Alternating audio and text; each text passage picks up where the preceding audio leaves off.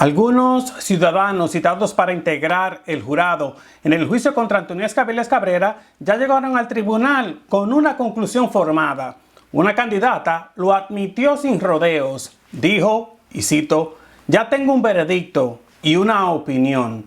La defensa utilizó respuestas como esta para pedir que el juicio fuera aplazado durante un año, pero el juez Juan Reyes Colón rechazó la solicitud y ahora dejó sobre la mesa una medida más extrema: secuestrar al jurado para mantenerlo en un hotel bajo vigilancia de alguaciles y posiblemente sin sus teléfonos celulares.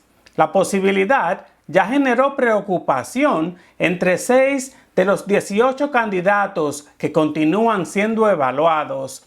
La defensa no consiguió detener el proceso.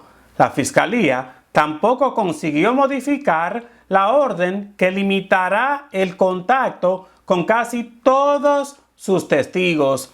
¿Está el tribunal tomando las medidas necesarias para proteger la imparcialidad? ¿O estas restricciones podrían terminar afectando la preparación y los derechos de las partes? Todo esto lo analizamos en el informe de hoy con el profesor de Derecho y ex juez Jorge Toledo Reina. Comenzamos. Esto es Eni con Más, con Eni Pichardo. Muy buenas tardes y bienvenidos a Eni con Más. La selección del jurado para el juicio contra Antoniesca Aviles Cabrera continúa en la sala 3 del Tribunal de Aybonito. La defensa sostiene que la intensa cobertura noticiosa, las redes sociales, los podcasts y la transmisión del juicio contra su madre han dificultado encontrar ciudadanos sin una opinión previa. Por esa razón, solicitó un periodo de enfriamiento de un año, pero el juez Juan Reyes Colón declaró no dar lugar a este pedido y ordenó continuar con el proceso. Antoniesca enfrenta cargos relacionados con la muerte de Gabriela Nicole Prats Rosario y una alegada violación a la ley de armas. Conserva su presunción de inocencia y deberá ser juzgada exclusivamente con la prueba admitida en su propio caso, independientemente del veredicto emitido contra su madre, Elvia Cabrera Rivera. Y antes de continuar, recuerde que en Eni con Más continuamos siguiendo cada etapa de este proceso y diferenciamos claramente los argumentos de la fiscalía, los planteamientos de la defensa y las decisiones del tribunal. Si valora este seguimiento a los procesos judiciales, por favor, suscríbase a este canal, dele like a este video y comparta este informe para que los detalles lleguen a más personas. Su apoyo nos permite continuar ofreciendo contexto, entrevistas y cobertura responsable.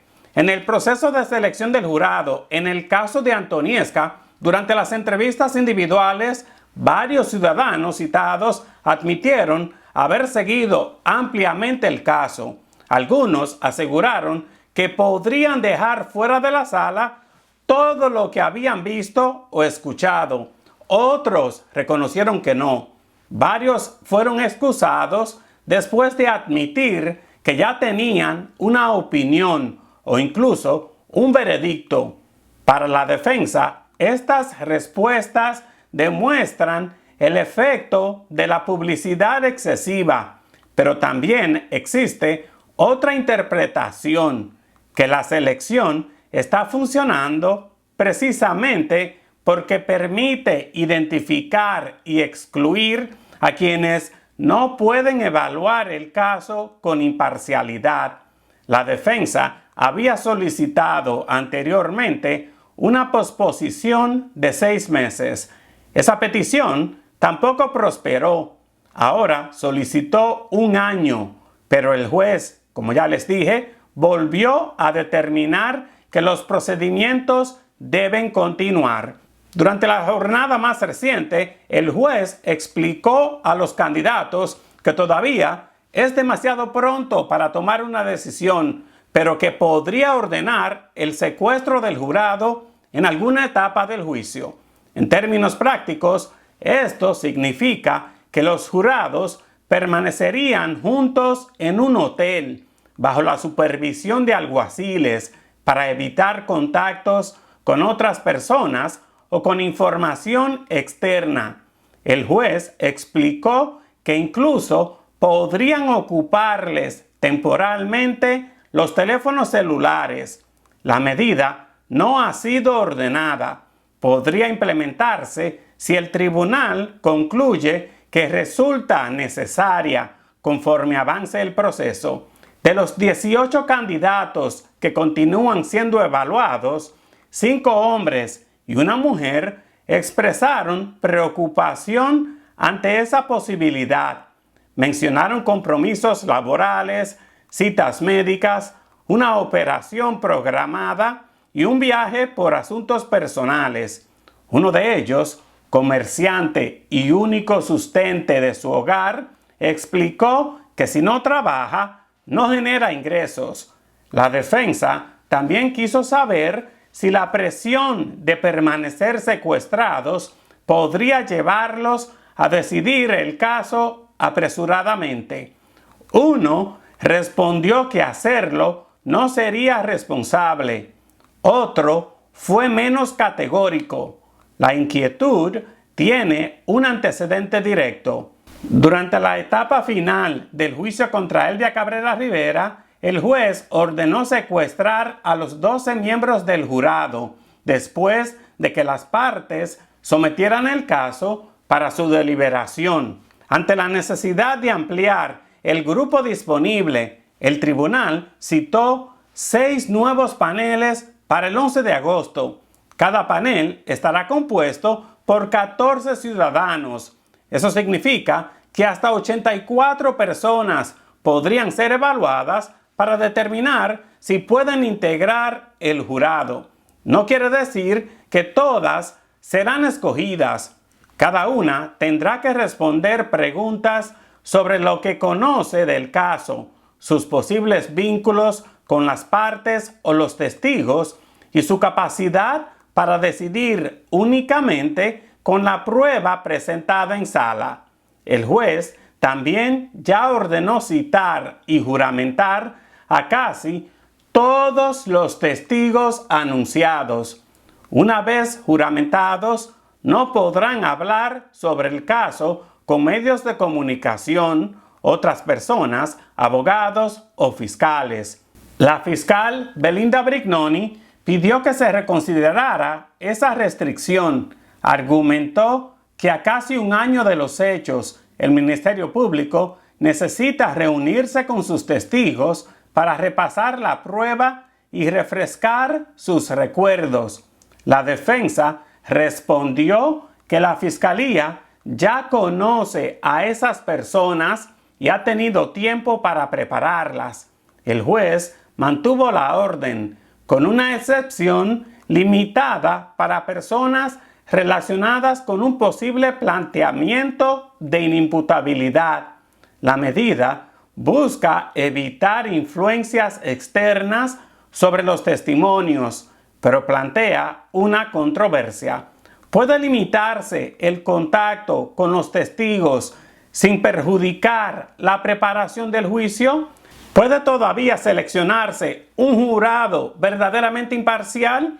¿El secuestro protegería el proceso o podría presionar a los jurados para llegar rápidamente a un veredicto? ¿Y podrían estas decisiones convertirse más adelante en asuntos de apelación? Conversé sobre estas controversias con el profesor de Derecho y ex juez Jorge Toledo Reina. Escuchemos su análisis. Profesor, como siempre, muchísimas gracias por estar acá con nosotros. Un placer para mí. Igualmente. Profesor, tras el veredicto de culpabilidad en el juicio contra Elvia Cabrera Rivera, ¿qué tan difícil puede resultar seleccionar un jurado imparcial para el juicio separado contra su hija, Antoniesca Cabiles Cabrera? Pues Es difícil. Sería ilusorio yo decirte tanto a ti como a los que nos escuchan que es un proceso sencillo, que es un proceso fácil. No lo es. No lo es por dos razones. No solo porque esta persona haya salido culpable o no culpable. O sea, no estamos hablando de la determinación final de aquel jurado, sino por la proximidad. Todavía no se ha sentenciado a doña Elvia. Todavía el caso, si se va a apelar, no lo ha recibido un tribunal de apelaciones porque hay que esperar la sentencia. Y ya se está seleccionando el jurado para el otro. Entonces, esa proximidad puede definitivamente afectar. Puede afectar en términos de que la gente tiene contacto con lo que ocurrió, contacto con lo que declaró un testigo, contacto con la prueba. Y no es que puede afectar, es que va a afectar esa selección. Va a afectar. Ahora, profesor, durante el proceso de selección del jurado, varios candidatos han reconocido a testigos, abogados o personas vinculadas a este caso. ¿El simple hecho de conocer a alguien obliga a excluir al candidato o qué debe evaluar realmente el juez? Pues mira, no es automático que porque yo sepa quién es una persona, me vengan, o sea, me separen de la posibilidad de ser jurado. Doy un ejemplo, tú tomas una clase en la universidad y hay 90 compañeros porque es una sección de esas grandísimas y los llaman por los nombres y tú sabes que Juan es Juan, pero tú no ves a Juan más de hora y media durante esa clase y no tienes interacción con él y no lo vuelves a ver y 4 años después a Juan lo acusan de un delito. Pues entonces hay que preguntarse no solo si tú sabes quién es Juan, sino tu relación con él. Ahora, si se sentaba al lado tuyo, si compartían estudios, si se comunicaban, ya hay una relación más próxima. Lo mismo puede ser con alguien que trabaje donde tú trabajas. O sea, el hecho de conocer a la persona o de saber quién es no excluye automáticamente, pero hay que ver en qué medida esa relación con la persona puede afectar su objetividad. Eso es lo importante, ver si aunque yo sepa quién es fulano de tal, puedo ser objetivo en su evaluación. Ahora, un punto interesante, profesor, es que la defensa de Antoniesca ha planteado Ujú. preocupación por el impacto de la cobertura pública. ¿Cómo puede un juez determinar si un candidato ya formó una opinión por la cobertura mediática o quizás por el juicio contra la madre, aunque esa persona asegure que puede ser objetiva? Pues en ese proceso de selección de jurado, lo primero que hay que decirle a los candidatos a jurado que ellos están bajo juramento y que están y que se está apelando a su honestidad. O sea, para que un sistema judicial funcione, no solo depende del juez, depende de los fiscales de la defensa, depende del pueblo en general y de su objetividad. Si ya yo estoy prejuiciado y juro que soy objetivo, estoy cometiendo un delito porque estoy haciendo un acto de perjurio. Ahora, obviamente, en esa selección de jurado, ¿de qué se guiaría el juez y de qué se guiarían las partes? De las respuestas. Lo que pasa es que hay que ir más allá de las respuestas, ¿verdad? Si yo, por ejemplo, vengo y digo, yo soy objetivo en el caso de la joven Antonieshka y se investiga que en un post de Facebook escribí una serie de cosas en contra de la joven porque yo la creo culpable, pues obviamente, por más que yo diga en el procedimiento que soy objetivo, mis hechos, mis actos proclaman lo contrario. Sé que por eso es que esa selección de jurado, Eni, tiene que ser lenta, no es rápida para complacer a nadie. Lenta porque obviamente hay que asegurarse que cada persona que está allí sea totalmente objetiva y no solo porque lo diga, sino porque sus actos lo demuestren. ¿Verdad? Es un proceso muy serio, no es un proceso para entretener a nadie, es un proceso serio, muy serio. Ahora, profesor, muchas personas están hablando sobre la importancia de que se realice un juicio justo y transparente contra Antoniesca Viles Cabrera. ¿Qué medidas entonces puede tomar el tribunal para proteger la imparcialidad del proceso sin tener que trasladar el juicio a otra jurisdicción? Fíjate, con el traslado del juicio a la otra jurisdicción, quiero comentarte que es que sería lo mismo, porque Puerto Rico es una isla muy pequeña. O sea, no estamos hablando como en los Estados Unidos continentales, que un caso de Texas puede ser trasladado a Wyoming o puede ser trasladado a Washington State y la gente no se va a conocer, aunque con las redes sociales ya el cambio es muy grande. Pero el juez puede tomar medidas, primero ya las ha tomado, me parece que emitió una orden en la cual le prohíbe tanto al Ministerio Público como a la defensa, como a los testigos, estar haciendo expresiones públicas con respecto al caso. Pero Eni, yo creo que encima también los medios tienen que poner de su parte.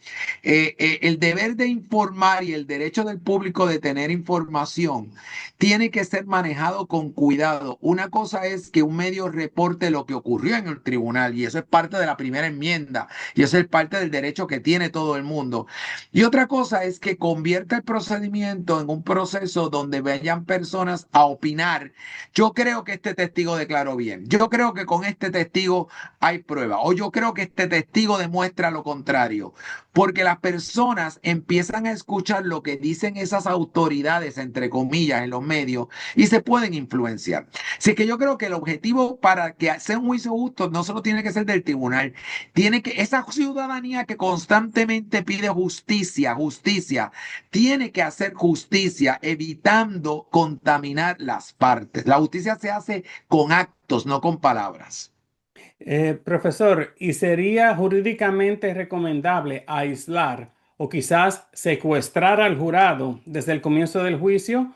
¿O esa medida suele reservarse mayormente para circunstancias más excepcionales? Tiene que ser para circunstancias más excepcionales por lo siguiente.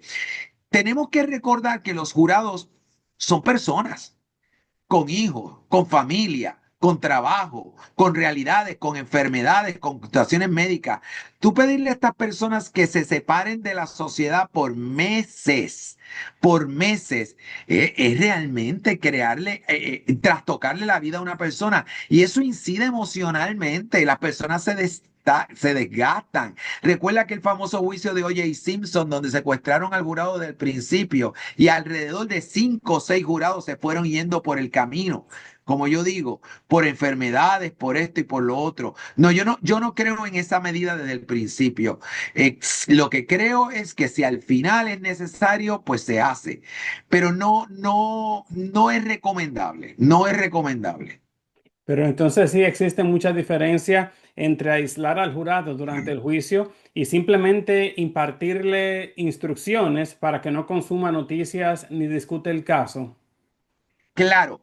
Y uno dirá que se es ingenuo pensando que si uno le dice a las personas que no observen las redes sociales o que no observen noticias sobre el caso, lo van a cumplir. Volvemos. Eso queda en su conciencia. Eso se da en que si yo no cumplo eso, tengo que tener cuidado porque mañana me puede pasar a mí. Ahora, por ejemplo, hubo un caso en Puerto Rico donde todas las personas dijeron, no, no hemos tenido contacto en las redes sociales. Y al momento de esperar, una persona empezó a traer información que no se había desfilado como prueba. Y ahí llevaron este caso ante el juez y ese jurado se confrontó con una acción legal. ¿Por qué? Porque yo estoy difuminando una información que no debe existir en términos de conocimiento del jurado. Pues es bien delicado. Pero yo soy de los que creo todavía en que hay que confiar en la honestidad.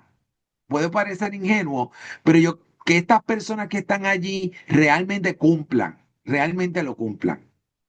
Ahora, profesor Toledo, si el tribunal necesita convocar nuevos paneles porque muchos candidatos pues tienen vínculos con testigos o conocimiento previo del caso, eso demuestra necesariamente que existe un problema de imparcialidad en la comunidad. Definitivamente.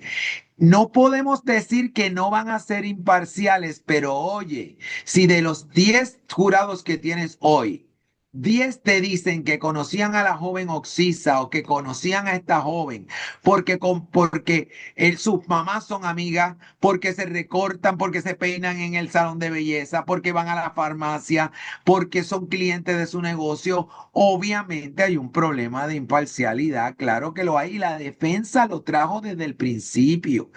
La defensa trajo que el exceso de publicidad iba a dificultar el proceso para selección del jurado y está pasando y está ocurriendo. Porque recuerda para los compañeros, las personas que están viendo tu programa que no viven en Puerto Rico, que la jurisdicción de Aybonito es la jurisdicción más pequeña de todo Puerto Rico. Se compone creo que de 4 pueblos. Y al ser pequeña, el contacto entre, entre la gente es muy común. Es muy común. Así que sí, definitivamente yo entiendo que hay un problema de imparcialidad Pero o de no imparcialidad. entonces, profesor, entrando un poco más a este caso desde un punto de vista personal, si usted fuese parte de la defensa, ¿usted decidiría seguir el proceso por jurado o quizás decidiría un juicio por tribunal por derecho? Eso no te lo puedo contestar, te explico por qué. Porque es una decisión muy propia, no solo de la defensa, sino de la propia acusada. Matemáticamente, la realidad es que si yo veo un caso por jurado, para que salga convicta la persona, tengo que convencer 12 personas, a los 12 del jurado. Si es por derecho, el fiscal solamente tiene que convencer a uno. Pero también va a depender de qué 12 personas son. De si pueden entender o separar unas emociones de un aspecto de derecho, cosa que se entiende que el juez puede hacer. Así que yo no podría jamás tomar darte mi opinión, porque eso va a depender hasta de la prueba que se va a desfilar, hasta de los testigos que van a declarar. Y recuerda que no es lo mismo la evaluación del caso de lo que le imputaron a la señora Elvia Cabrera que lo que le están imputando a la joven Antonieshka. Son cosas del mismo acto, pero son acciones distintas. Si es que eso es muy, muy particular. Y finalmente, profesor, sin prejuzgar el resultado, ¿cuál considera usted que será el reto jurídico más importante en esta etapa del juicio contra Antonieshka? ¿Encontrar suficientes candidatos para el jurado, evaluar la exposición mediática o identificar posibles prejuicios que no siempre se expresan abiertamente? Las tres, las tres que tú has mencionado son una. ¿Por qué? Porque si yo empiezo a encontrar una serie de prejuicios y esos prejuicios, esos sesgos están basados en la información mediática, voy a tener que tomar más tiempo en encontrar candidatos a jurado. La número 1 va a depender de la 2 y de la 3. Así que como te dije en otra entrevista, esto es un reto para las partes, un reto para el juez, porque es un proceso bien complicado, pero quiero volver a decir, hay que dejar que el sistema corra, que el sistema se desarrolle. Y tenemos que cooperar para que ese sistema pueda funcionar. Ese es el deber de todos los ciudadanos, no solo el juez, del fiscal y de la defensa, sino de todos los que componemos el sistema. Y según su experiencia, profesor, antes de irnos, más o menos Sí. cuánto podría tardar esta etapa del proceso. Pues mira, puede tardar bastante, puede tardar meses y te explico por qué. Porque ¿de dónde salen los candidatos a jurados que llegan al tribunal de Aybonito? Pues de las personas de Aybonito, Orocovis, Barranquitas y Comerío. Se me puede quedar algún otro de los 4 pueblos. Y esas personas también son candidatos a jurados porque la gente piensa que en Aybonito el único caso que se está viendo es el de la joven Antonieshka. Ahí hay otros delitos, con otros casos, con otros acusados que piden derecho a juicio por jurado. Y llega el momento en que la población termina, en que se acabó, en que los candidatos empiezan a rotar y a rotar y a rotar.